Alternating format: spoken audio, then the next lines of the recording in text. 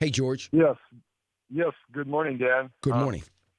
I'm a member with you with a strong cash position, and Okay. so therefore, at my age, 64 and single, I would like to buy a house. 7 years ago, I began over from a pile of debt.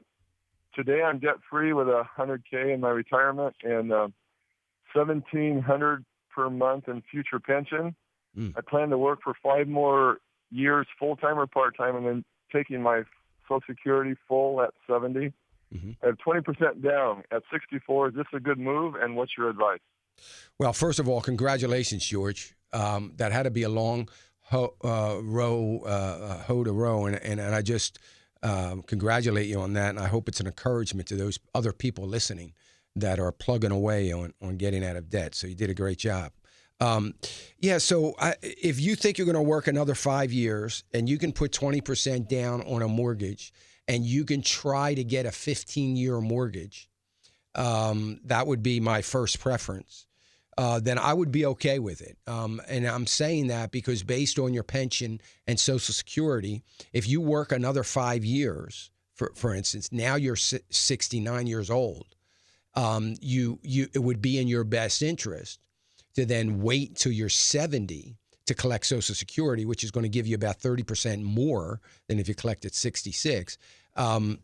So, that's going to help your income dramatically. So I think that you will be in fairly good shape to be able to continue to pay this mortgage. You sound like someone who is pretty committed to getting out of debt. So with that in mind, if you can get a 15-year mortgage and you can pay just one extra mortgage payment a year, all to principal. If you can just do one a year over the next 15 years, you're going to get that 15 years down to 11.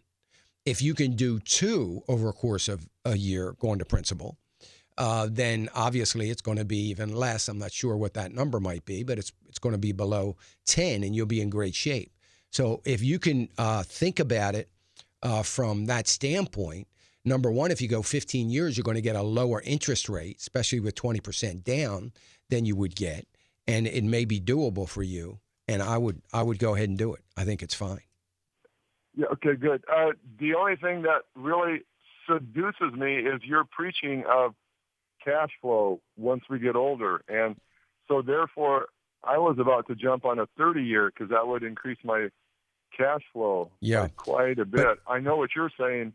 Yeah. To go to 15, work 5 more, and add the extra payments to Right. maybe, in 10 years after retiring, I'll have that amount for extra cash flow. Right. Your response? Yeah, I agree with that. I mean, that's where I'm coming from. You're right. I love the fact that you've been paying attention to my preaching in reference to income being a primary concern of us, of our situation. But here's the reason why it makes sense in light of that preaching. If you don't buy, you're committing to renting for the rest of your entire life. So, and you're 64 years old and you're obviously in good health, you're still working.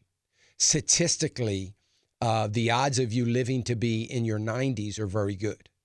So I would rather see you sacrifice a little bit now during your earning years in order to have a home in your later years that is totally paid for.